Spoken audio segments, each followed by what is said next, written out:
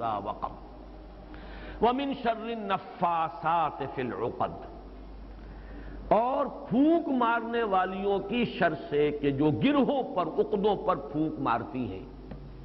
یہ ہے وہ جادو اور ٹونے کا معاملہ، جادو ٹونا ٹوٹکا۔ اس میں نفاسات کیوں آیا؟ جادوگر تو مرد بھی ہوتے ہیں، عورتیں بھی ہوتی ہیں، اس کے بارے میں مختلف تعبیرات کی گئی ہیں۔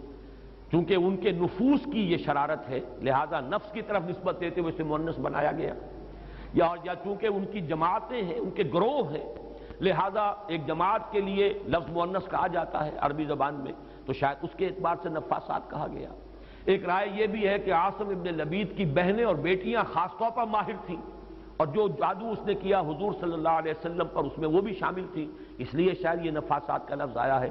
بہرحال اس پر ہمارے تمام مفسرین کا اجماع ہے کہ اس سے مراد ہے جادو کے لیے، ٹونے کے لیے، ٹوٹکے کے لیے کچھ پھونک پھونک کر گرہوں پر پھونکے مارنا اور گرہ لگانا۔ عقد یہ جمع ہے عقدے کی، عقدہ کہتے ہیں گرہ، تو عقدہ جمع اس کی عقد، گرہوں پر پھونکے مارنے والیوں کے شر سے رب الفلق کی پناہ میں آتا ہوں۔ یہ معاملہ جو ہے میں چاہتا ہوں کہ ذرا ایک اس کی لغوی بحث سمجھ لیجئے، نفس کسے کہتے ہیں۔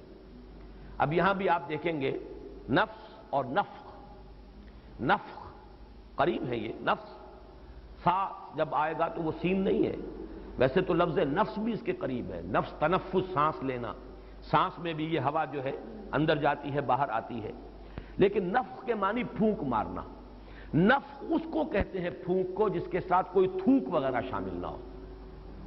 نفس وہ ہے جو زور کے ساتھ پھونکا جائے، پھونک ماری جائے تو کچھ نہ کچھ لعاب جو ہے اس کے ساتھ شامل ہو جاتا ہے۔ تفل کہتے ہیں باضابطہ پھونکنے کو۔ تو نفس جو ہے یہ نون فا اور سا، یہ نفس جو ہے نفخ اور تفل کے مابین کی شے ہے۔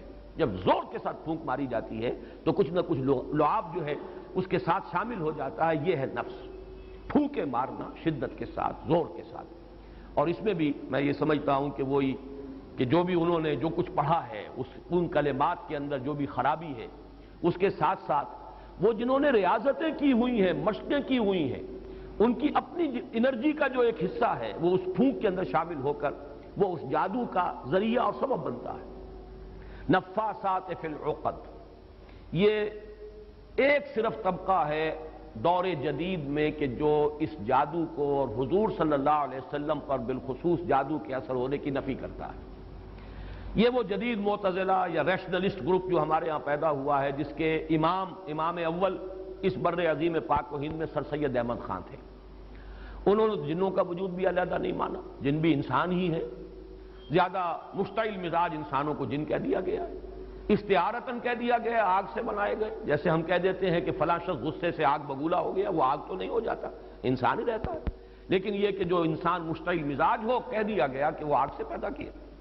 بہرحال انہی کا ایک ذہن ہے جو ہمارے ہاں مختلف شاخیں جو ہیں، مثلا قادیانیوں نے جو تفسیر لکھی ہے وہ مختلف تفسیریں ہیں، اور اس میں مولوی محمد علی کی تفسیر کا تو شہرہ بھی بہت ہے، اس لیے کہ واقعہ یہ ہے محمد علی لاہوری، اس شخص نے چونکہ تفسیر رازی سے، امام رازی نے الفاظ کی لغت کی جتنی بھی شرح کی ہے، لغوی شرح، وہ سب کی سب نقل کر دی ہے۔ اب وہ لوگ سمجھتے ہیں کہ بہت علم کا خزانہ ہے، بہت بڑی کوئی شے ہے یہ، تو اس کا بڑا اثر ہوا ہے اور اس سے کافی لوگوں نے اثر قبول کیا۔ پھر علامہ مشرقی، ان کا فکر وہی جدید سائنٹیفک ریشنلزم، اسی طریقے سے پرویز صاحب، ان کا فکر، اور کچھ درجے میں جیسا کہ میں بار بار ذکر کرتا رہا ہوں مولانا اصلاحی صاحب بھی اس فکر سے متاثر ہیں۔ مختلف جگہوں پر حدیثوں کا معاملہ جہاں ان کا آتا ہے، اس میں یہ اگر تجزیہ کریں گے تو معلوم ہوگا کہ وہی اصل بات ہے۔ چنانچہ اس میں انہوں نے کافی مذمت کی ہے ان لوگوں کی کہ جو اس جادو وغیرہ کے معاملے کو اس طریقے سے تسلیم کرتے ہیں، حالانکہ علمی بحث کا تقاضا یہ تھا کہ ان احادیث پر نقد کریں، جرح کریں، لیکن پھر بھی کم سے کم اس معاملے میں نے دیکھا کہ انہوں نے اجمالاً کچھ تھوڑا سا مان بھی لیا ہے، لیکن یہ کہ عام قاری جب پڑھے گا ان کی بحث کو تو وہ اس کی نفی کی طرف ہی راغب ہوگا، لیکن یہ کہ اگر بہت ہی گہرائی میں دیکھا جائے تو کچھ مانا ہے انہوں نے اس میں، اور اس کا سبب میں بیان کر چکا ہوں۔ مولانا فراہی، جن کی عظمت کا میں بہت قائل ہوں، قرآن مجید پر جو محنت انہوں نے کی ہے، جس طرح مائکروسکوپ لگا کر وہ اس کے ایک ایک لفظ کو سمجھنے کی کوشش کرتے ہیں، بہت کم انہوں نے تصانیف کی ہیں، اور جو بھی ہم تک پہنچی ہیں، واقعہ یہ ہے کہ ان کی دقت نظر اور ان کی محنت اور ان کا شغف، ان کا ذوق و شوق، ان سب کی پوری گواہی ان کی تصانیف سے ملتی ہے۔ لیکن سر سید کا قرب رہا، علی گڑھ میں رہے، اور ظاہر بات ہے سر سید کی شخصیت جو ہے وہ بہت مؤثر شخصیت تھی۔ ہمارے ہاں بھی خلیفہ عبدالحکیم صاحب ہوتے تھے، یہ پورا ادارہ ثقافت اسلامیہ جو ہے اس پر اس ایک شخص کی بڑی چھاپ ہے، اور فکری اعتبار سے بہت بلند تھا۔ لیکن وہی نیشنلزم، وہی جو اقلیت ہے اس دور کی، جو علماء بھی وہاں گئے ہیں، حالانکہ سکہ بند علماء تھے، سکہ علماء تھے، لیکن ان کے فکر سے متاثر ہو گئے۔ یہ ایک ثبوت ہے کہ ایسی شخصیت جو ہے اس کے اثرات ہو جاتے ہیں۔ مولانا فراہی رہے علی گڑھ میں، استاذ بھی رہے، طالب علم بھی رہے، پھر یہ کہ سر سید ہی کے کہنے پر وہ وائس رائے کے ساتھ انہوں نے ایسٹ افریقہ کا دورہ بھی کیا، مترجم کی حیثیت سے انگریز وائس رائے کے ساتھ گئے۔ تو اس سے یہ ہے کہ کچھ نہ کچھ تاثر ان کے ہاں بھی موجود ہے۔ لیکن یہ بات جان لیجئے کہ صرف اس طبقے کو علیحدہ رکھ دیجئے تو باقی سب کے نزدیک جادو برحق ہے، کلمات کی تاثیر ثابت ہے۔ ہر کلمہ خیر ہو، کلمہ شر ہو، اس کی کوئی تاثیر ہے، اس کے کوئی نتائج ہیں، اور اس کے نتائج نکلتے ہیں۔ جیسے کہ جسمانی کسی کو زخم لگایا جائے، جیسے حضور صلی اللہ علیہ وسلم کو بھی زخم لگا ہے غزوہ احد میں، خون کا فوارہ چھوٹا، زیادہ خون بہہ گیا تو غشی بھی طاری ہوئی، سب کچھ ہوا، دندان مبارک شہید ہوئے۔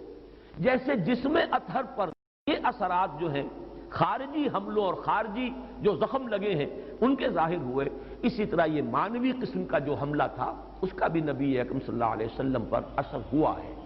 یہ صحیحین کی روایات سے ثابت ہے، اور میں یہ سمجھتا ہوں کہ اس سے انکار کرنا در حقیقت یہ اس دور کے بڑے فتنوں میں سے ایک فتنہ ہے۔ جو چیز اس طریقے سے ثابت ہو جائے، اور اس میں کہ عقلی اعتبار سے خود قرآن سے ثابت ہے، اس لیے کہ حضرت موسیٰ علیہ السلام پر بھی جادوگروں کے جادو کا اثر ہوا، قرآن میں ثابت ہے۔ جب مقابلہ ہوا ہے، اور حضرت موسیٰ علیہ السلام کا معجزہ بھی یہی تھا نا کہ عصا ڈالتے تھے زمین میں، وہ اژدہا بن جاتا تھا، حیۃ تسعیٰ، سانپ ہے ہلنے والا، چل رہا ہے۔ اور وہی کچھ انہوں نے کر کے دکھا دیا عارضی طور پر۔ جادوگر آئے، انہوں نے اپنی چھڑیاں اور اپنی رسیاں پھینکی، اور وہ بھی نظر آئیں، سب کو نظر آئیں کہ جیسے سانپ ہے چل رہے ہیں، جیسے سب کو نظر آئیں حضرت موسیٰ کو بھی نظر آئیں۔ جیسے نظر بندی آپ کہتے ہیں، نظر بندی سب کی ہوئی تو حضرت موسیٰ کی بھی ہو گئی۔ عصمت انبیاء سے یہ کوئی شے بعید نہیں ہے، معلوم ہوا کہ قرآن سے ثبوت مل رہا ہے۔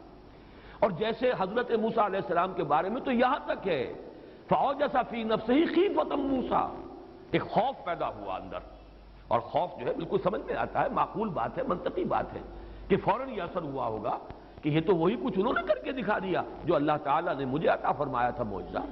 دیکھنے والوں کو تو وہی کچھ نظر آ گیا، فرق کیا ہوا؟ ڈگری کا فرق رہ جائے گا شاید۔ لیکن یہ کہ جب اللہ تعالیٰ نے فرمایا ہے موسیٰ لا تخف انک انت الاعلیٰ، گھبراؤ نہیں، تم ہی جیتو گے، تم ہی سربلند رہو گے، گھبراؤ نہیں، خوف محسوس نہ کرو، ذرا جو تمہارے ہاتھ میں اسے ڈالو تو صحیح، الق ما فی یدک، الق عصاک، پھینکو۔ اور اب اس اژدہا نے جو حضرت موسیٰ کے عصا سے بنا ہڑپ کر لیا ان تمام سانپوں کو جو نظر آ رہے تھے، تو معلوم ہوا کہ یہ جادو تھا، اور یہ جادو نہیں کوئی اور شے ہے۔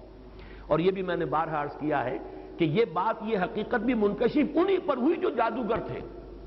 دوسرے والوں کو تو دیکھنے کو یہی پتا چلا ہوگا یہ بڑا جادوگر، یہ چھوٹے جادوگر، اور کیا، بڑا جادوگر غالب آ گیا، چھوٹے جادوگر جو ہے نا ہار گئے۔ بڑے جادوگر نے جو جادو پیدا کیا اس نے ہڑپ کر لیا چھوٹے جادوگروں کے جادو کو، تو زیادہ سے زیادہ ان کے ذہن میں تو یہی بات آئے گی۔ لیکن جادوگر جانتے تھے یہ شے کچھ اور ہے، یہ جادو نہیں ہے، اس لیے کہ ہر ماہر فن اپنے فن کی لیمیٹیشنز کو جانتا ہے۔ یہ تو اسٹیفن ہاکنگ سے پوچھئے کہ فزکس کی اس وقت کیا لمٹ ہے جس سے آگے فزکس نہیں جا سکتی، یہ کسی بھی بڑے سے بڑے ماہر سے پوچھئے کہ کیا ہماری لیمیٹیشنز ہیں۔ بہت بڑا معالج آج آپ کو بتائے گا کہ فلاں بیماری کے ضمن میں یہ ہماری لیمیٹیشن، اس سے آگے ہم نہیں جا سکتے۔ فرض کیجئے ایک دم کوئی اس سے 1000 گنا آگے کی کوئی بات آ جائے تو اسے معجزہ کہا جائے گا، یہ معجزہ ہے، یہ کوئی اور شے ہے۔ یہ انسانی علم اور سائنس کی ترقی کا معاملہ نہیں ہے۔ انسانی علم اور انسانی سائنسی ترقی جو ہے وہ تو قدم بقدم آگے بڑھتی ہے، سٹیپ بائی سٹیپ۔ اس طریقے سے چھلانگے تو نہیں لگایا کرتے۔ بہرحال جب حضرت موسیٰ پر بھی وہی تاثر ہوا جو باقی لوگوں پر تھا تو قرآن سے ثابت ہے، تو حضور صلی اللہ علیہ وسلم پر بھی یہ ہوا ہے۔ باقی مختلف لوگوں نے مختلف طریقے سے اس کی نفی کی ہے، مذاق اڑایا ہے، اس پر یہ کہہ دیا کہ اس سے تو پھر نبی کی عصمت جو ہے وہ ختم ہو گئی۔ لوگ جو کہتے تھے کہ یہ جادوگر ہیں، گویا کہ ان روایات اور ان احادیث کو ہم قبول کر لیں تو جادو کا اثر ہو جانا ثابت ہو گیا، حالانکہ اس میں بھی بڑا فرق ہے۔ وہ کہتے تھے جادوگر کس معنی میں کہ یہ خود جادو کر رہا ہے، یہاں یہ کہ جادو کا اثر آپ پر ہوا ہے، اور وہ بھی اثر اس درجے میں نہیں ہوا کہ جس سے آپ کی عصمت مجروح ہو جائے اور غیر معتبر ہو جائے، اس لیے کہ اس کا کسی اور کو تو پتہ ہی نہیں چلا، گھر والوں کو بھی اندازہ نہیں ہوا، صرف حضور نے اس کیفیت کو محسوس کیا ہے، اور وہ بھی صرف دنیاوی معاملات میں۔ کسی نماز کے بارے میں یہ نہیں آیا کہ حضور نے نہ پڑھی ہو اور آپ کو یہ گمان ہو گیا ہو کہ میں پڑھ چکا ہوں، نہیں۔ البتہ یہ کہ تعلق زن و شوق، میں اپنی فلاں اہلیہ کے ہاں ہو آیا ہوں لیکن آپ نہیں گئے، اس طرح کا کچھ معاملہ، انسانی معاملات، خالص بشری تقاضوں کے ضمن میں، بشری معمولات کے ضمن میں تو یہ اثر ہوا ہے کہ آپ نے کوئی کام نہیں کیا لیکن خیال یہ کیا کہ کر لیا ہے۔ باقی یہ کہ جو کار نبوت ہے یہ ہے محفوظیت۔ اللہ تعالیٰ نے اس جادو کے اثر سے بھی جو آپ کا فرض منصبی ہے، آپ کے نبوت و رسالت کے جو پہلو ہیں ان کو محفوظ رکھا ہے، اس زمانے میں بھی، اس دور میں بھی جبکہ آپ پر یہ جادو کا اثر تھا۔ بہرحال جادو برحق ہے، البتہ جادو کرنا کفر ہے۔ زہر میں تاثیر ہے، کسی کو زہر کھلانا یہ بہرحال جرم ہے، یہ قتل عمد ہے، زہر سے مارنا اس کی تو سزا ہو جائے گی۔ اس اعتبار سے نوٹ کر لیجئے وَمِن شَرِّ النَّفَّاثَاتِ فِي الْعُقَدِ، اور یہ بھی گویا کہ ایک شکل ہوئی من شر ما خلق،